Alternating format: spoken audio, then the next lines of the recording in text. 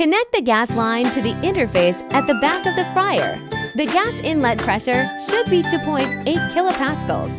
The two knobs above control the temperature of the left and right tanks. Turn the ignition knob to the ignition position. Press and hold the ignition knob with one hand, and press the ignition button with the other hand. Once lit, hold the ignition knob for 10 seconds to ensure the flame doesn't go out. Attention!